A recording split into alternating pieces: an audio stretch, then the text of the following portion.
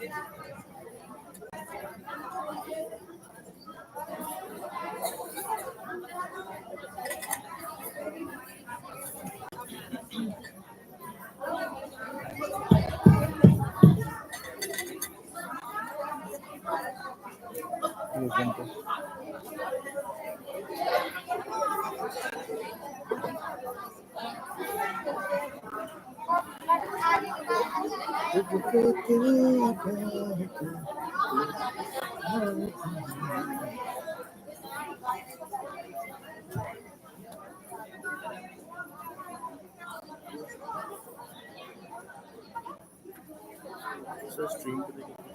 आ रहा है।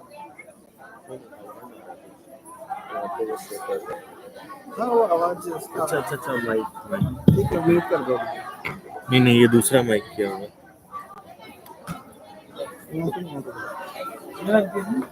जी अच्छा जी ये सही है ये चल आ रही है हम कर देंगे पर आ रही है हल्की सी लग रही है बाद में बोलेंगे ठीक है। तो चलो वीडियो कोई वीडियो प्ले करना था उसके बाद देखते हैं।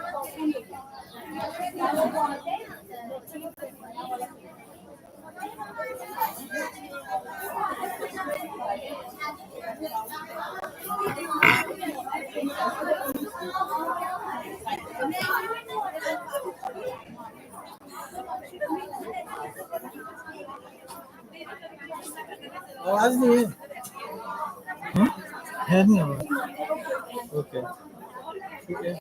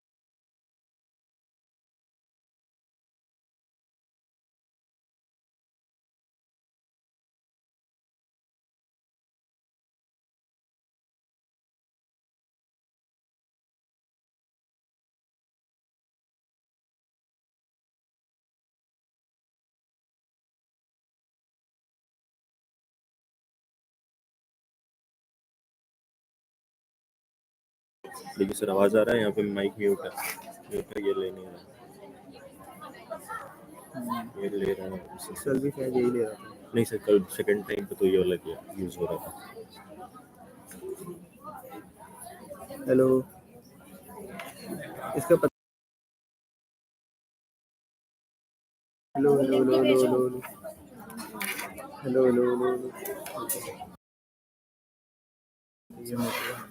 Hello hello hello hello hello तुम्हें सुनाई कैसे देगा? नहीं वो आवाज चलते ही दिखेगा ना हरा हरा बढ़ेगा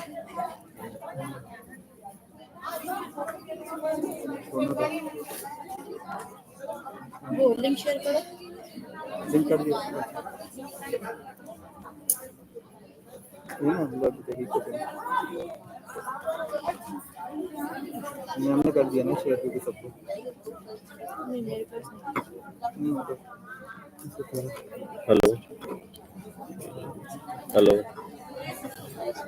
छोड़ दो कुछ मत इसमें बट 80 व्यूज भी गए हैं। अच्छा वही वाला वो 5 घंटा वाला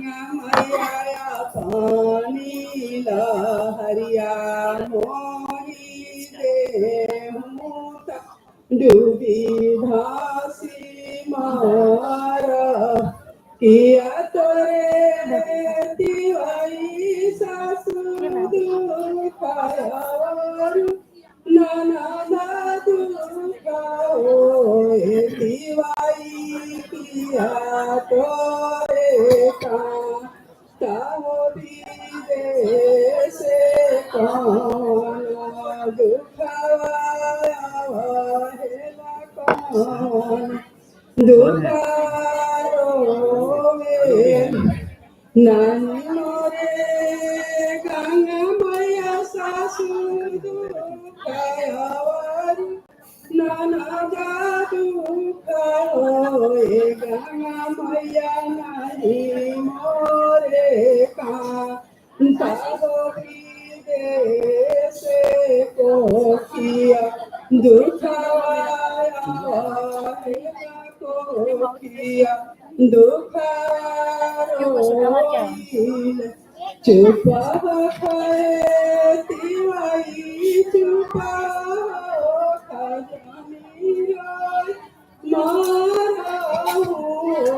ए तिवाई तारा को राम जियो जानमी अयोध्या के मालिक अयोध्या के जमुना राम जी हो जानमी अयोध्या के मालिक होए गंगा मैया सोनावे माराई गिराउरी भाटिया रूपे के सीढ़िया लाई रूपे के सीढ़िया लाई।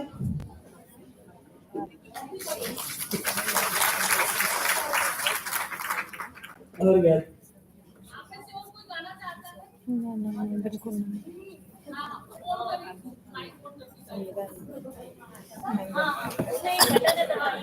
डॉक्टर संगीता ये देखो सीख लिया होगा, इनको बता दो कैसे ऑन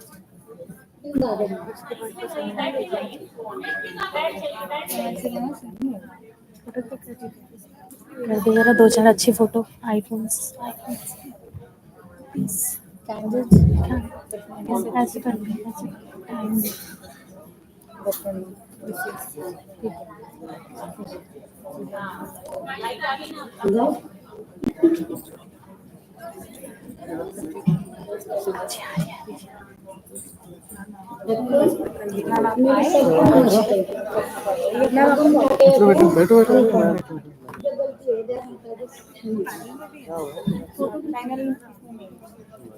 यही बताइए। जय जय गंगे मैया मेरी पार लगा दे नैया। जय जय गंगे मैया मेरा बहुत ब्लैक आ रहा है। मेरी पार लगा दे नैया।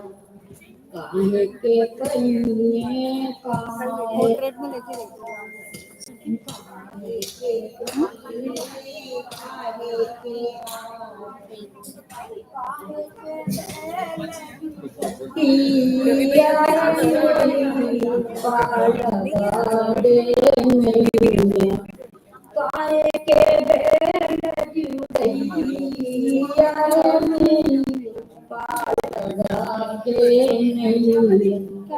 चांदी के पहिए सोने का आरती।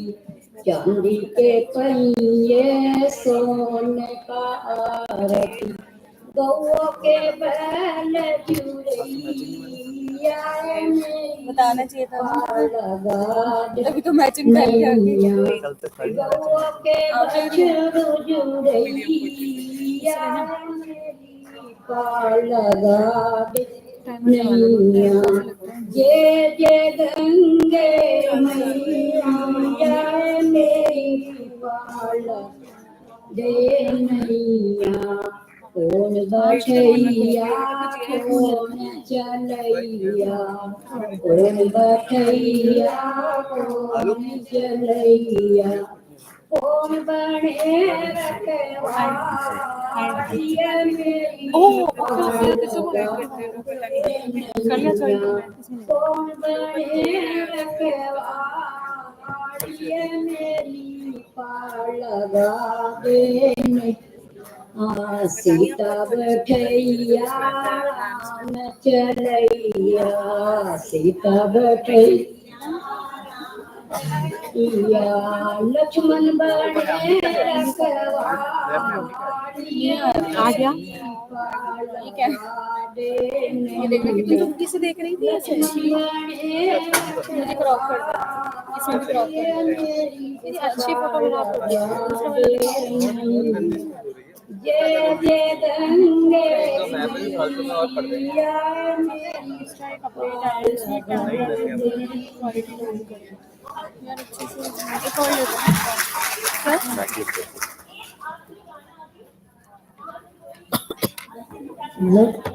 दीदी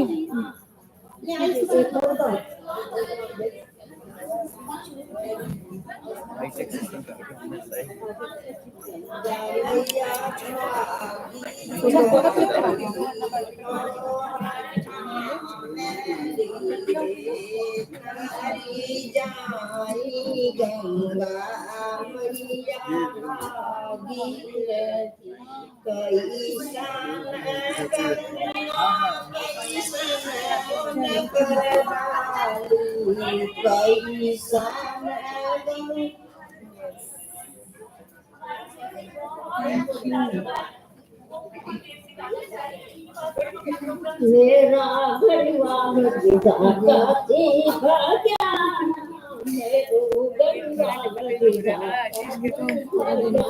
ये सही है मेरो गढ़वाल दिखाती भाग्या जब मैं यहाँ से छोड़ के जाऊंगी फिर हम मेरे कोलाज बनवा लूंगी दिखाती भाग्या क्यों मैं नहीं रह सकती संगीता नाम की बहन है क्या हाँ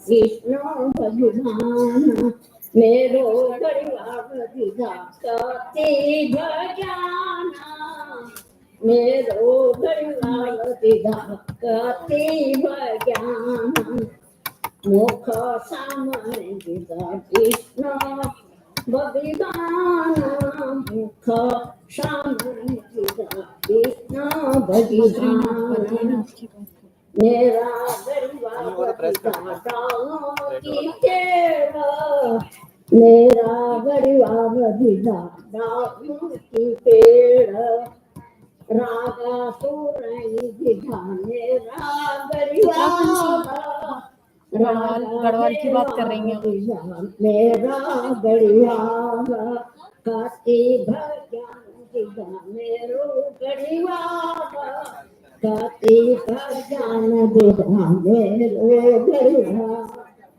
मेरा गढ़िया बैठा बैठी मेरा गढ़िया बैठा बैठा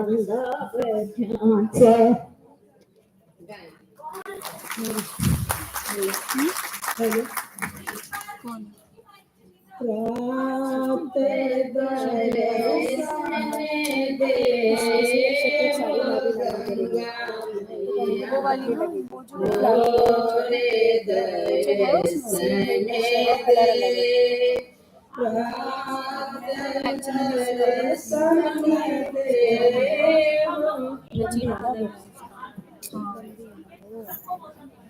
फ्लेक्सिबल वैसे लंबी है मैं छोटी हूँ मैं चबी हूँ मुझे चबी बोलती है मैं चबी टाइप मोटी नहीं हूँ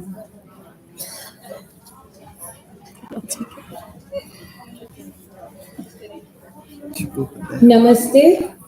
आज वर्कशॉप का दूसरा दिन है और आप सभी का बहुत बहुत स्वागत है। आज का पहला सत्र है श्री अन्न से श्री वृद्धि तक की यात्रा। इस सत्र में हम पारंपरिक भोजन और स्वास्थ्य के बारे में चर्चा करेंगे। सत्र की अध्यक्षता है डॉक्टर शोभा भार्गवा जी, जो कि पुणे यूनिवर्सिटी में प्रोफेसर पद से रिटायर हैं।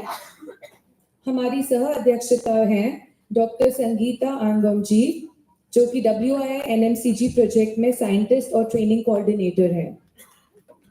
आप लोगों का बहुत बहुत स्वागत है। आज के सत्र की जानकारी हमें देंगी मिसेस अनुपमा कोलियाल, जो कि WII NMCG प्रोजेक्ट में सब्जेक्ट मैटर स्पेशलिस्ट हैं।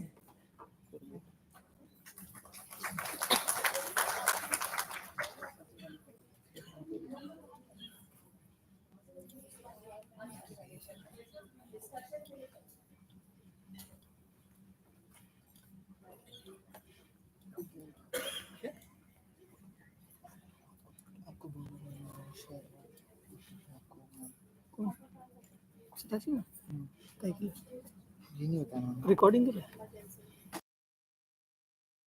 का बहुत बहुत बहुत बहुत स्वागत और हमारे गेस्ट लोगों का भी। मैं जानना चाह रही हूँ बंगाल से कौन कौन लोग हैं? हाथ खड़ा करिए जो बंगाल से हैं। सही फोटो। तो मैं आप लोगों को ये कहना चाहती हूँ, कोशिश करूंगी बंगाली में बोलने की।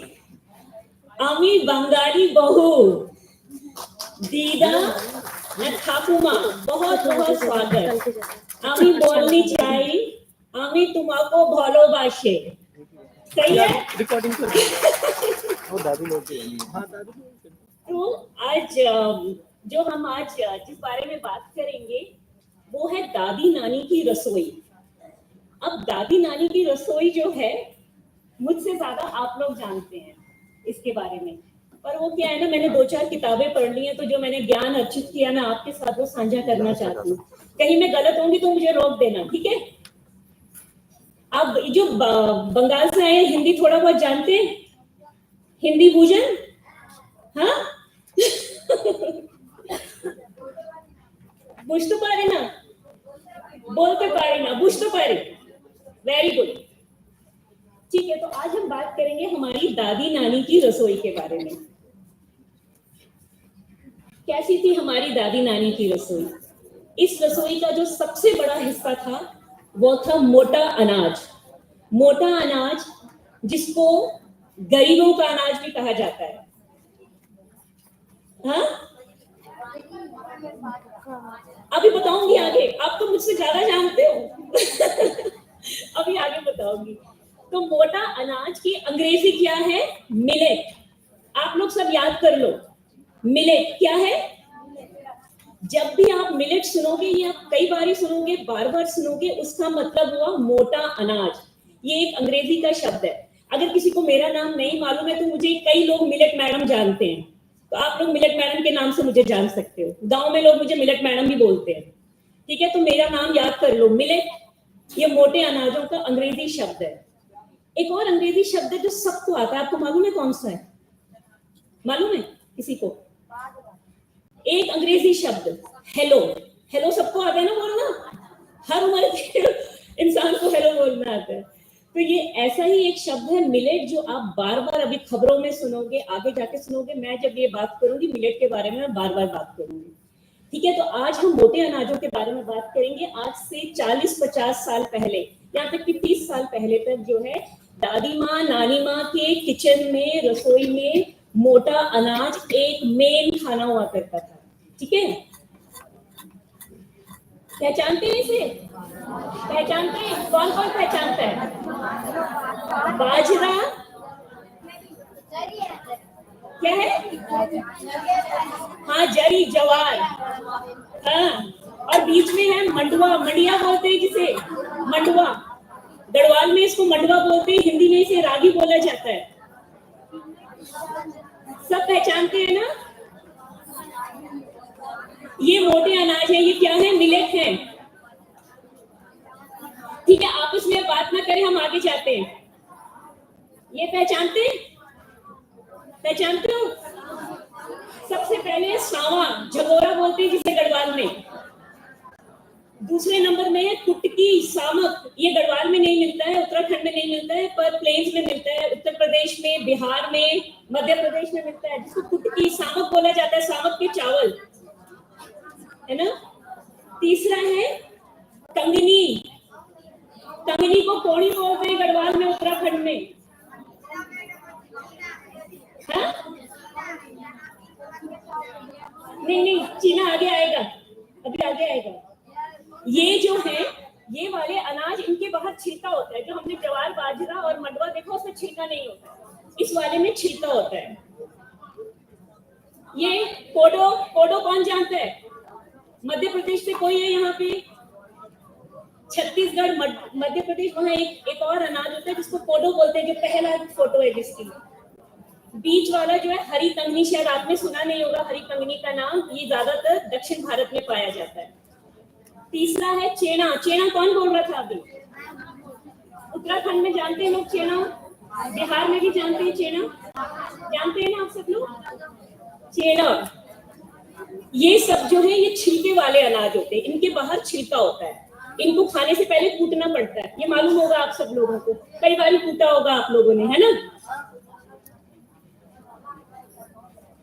ये क्या है आपको मालूम है? भारत का नक्शा है ना। ये जो भारत का नक्शा है, मुझे बहुत मुश्किलों से, मिन्नतों से मिला है। ये आज से 68 साल पुराना नक्शा है। इसमें आपको काले बिंदु दिख रहे हैं? दिख रहे हैं काले बिंदु? पूरे भारतवर्ष में काले बिंदु है। इसका मतलब पूरे भारतवर्ष में ये मोटा अनाज उगाया जाता था आज से 60-70 साल पहले, हर जगह।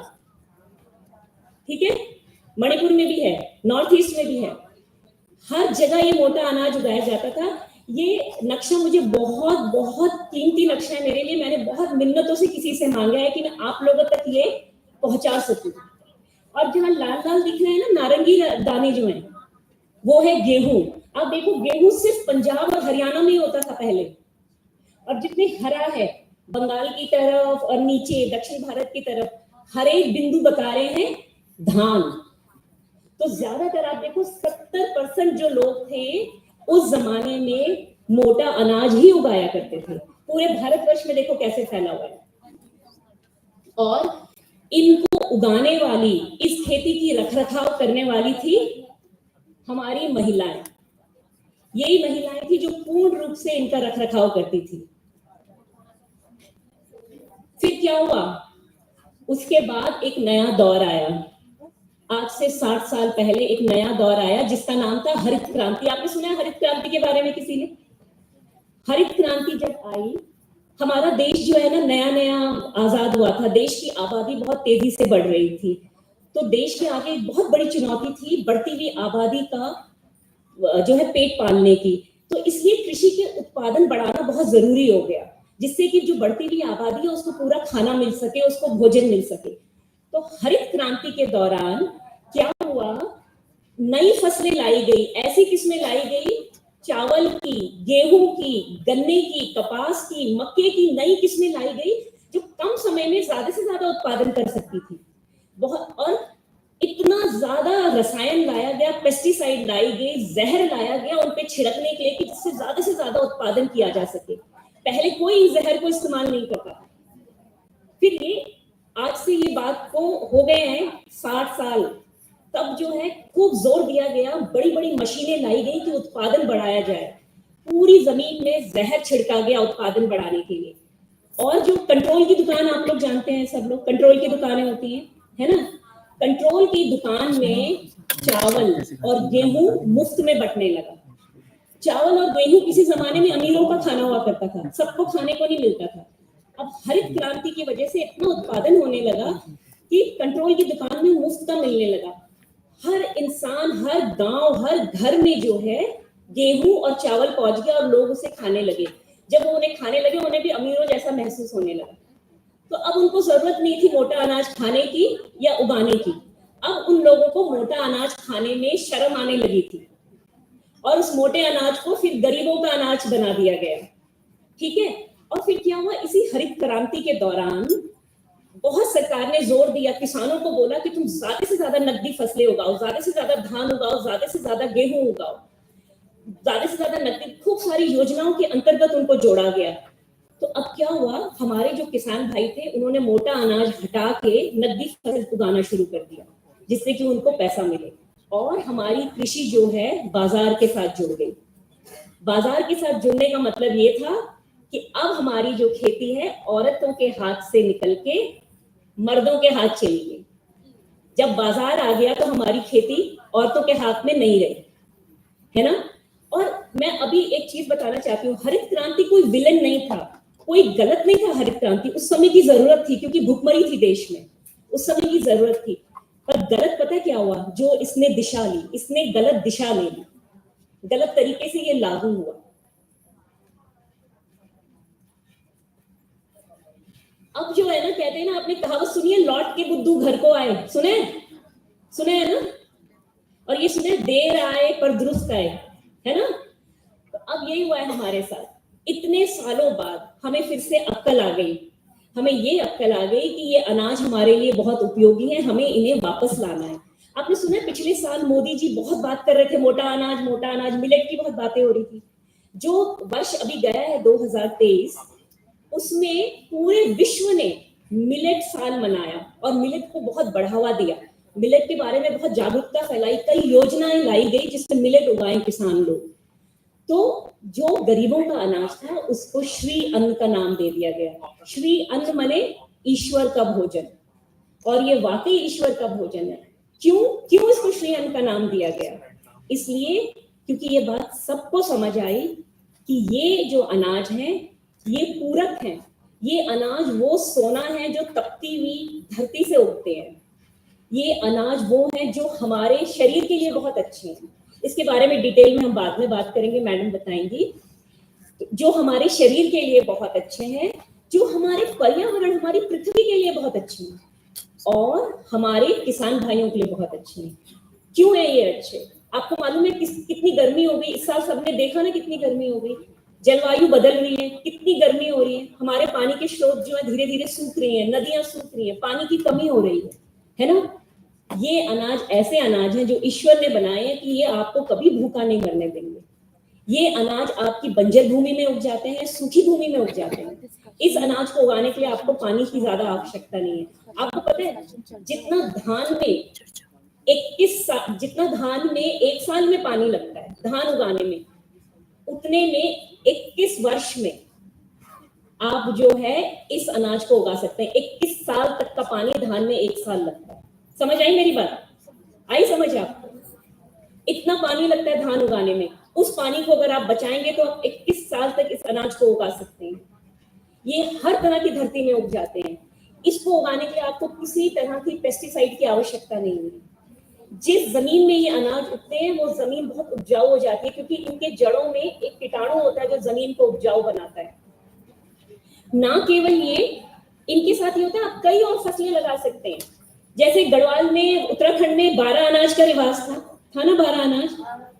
ऐसे ही दक्षिण भारत में नवधान्य का रिवाज है। नवधान्य मैंने 9 अनाज, हम जैसे 12 अनाज लगाते थे, कई जगह 9, इसके साथ आप कई अनाज लगा सकते हैं। जहां मिलेट बोएंगे उसके साथ आप दाल लगा सकते हो, तिल के तेल वाले बीज लगा सकते हो, कई तरह की दालें लगा सकते हो। तो जब आपकी खेती में कई तरह के अनाज होंगे तो किसान कभी भूखा नहीं मरेगा। एक अगर खत्म होती है दूसरी तैयार, कभी भी जो है इंसान जो है भूखा नहीं मरेगा अगर वो इस तरह की फसल उगाए। और मिक्स्ड क्रॉपिंग, मिली जुली जो क्रॉप है, इसके साथ कई तरह की फसलें उगाई जा सकती हैं, ठीक है।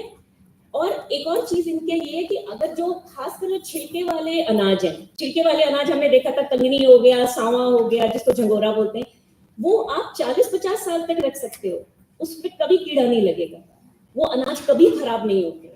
दूसरे वाले तो कभी खराब भी हो जाते, पर उनके भी तरीके हैं उनको बचाने का। पर इस अनाज में सबसे अच्छी बात ये कि आप कई सालों तक इसको रख सकते हो। जहां पे ये अनाज होता है वहां पे जैव विविधता, कई तरह की चिड़ियाएं, कई तरह के जानवर, कीटाणु, तितलियां बहुत सारी आती हैं, ठीक है।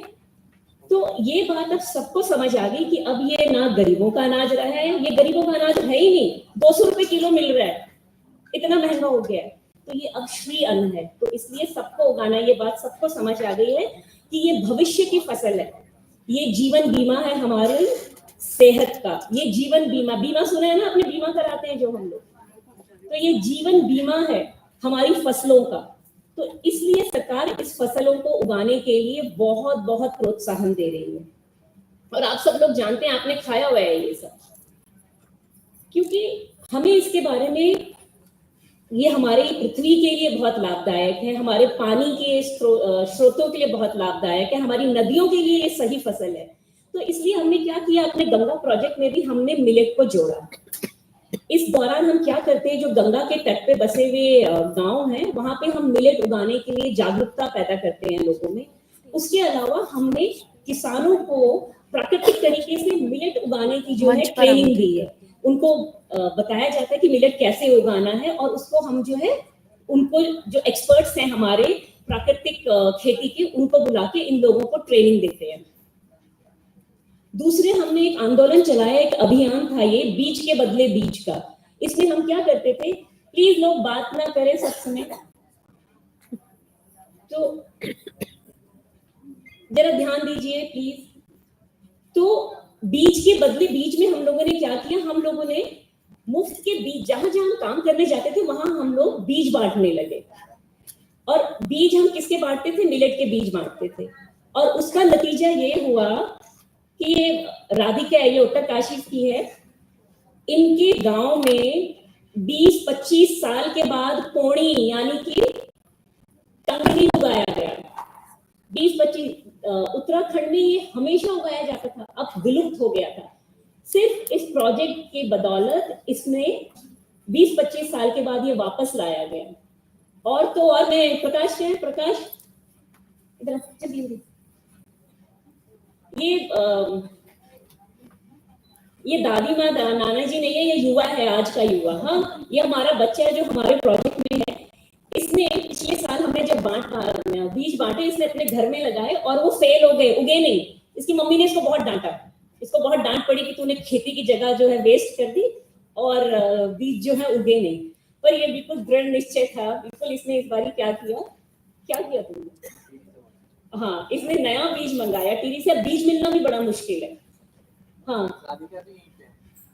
राधिका कहाँ है, ये जिसकी तस्वीर है वो देखो पीछे है, उसने उत्तरकाशी में जो है ये बीज बांटे हैं कई लोगों के, और इस साल और भी लोग जुड़े हैं इसको उगाने में। तो प्रकाश की कहानी ये है कि इसको डांट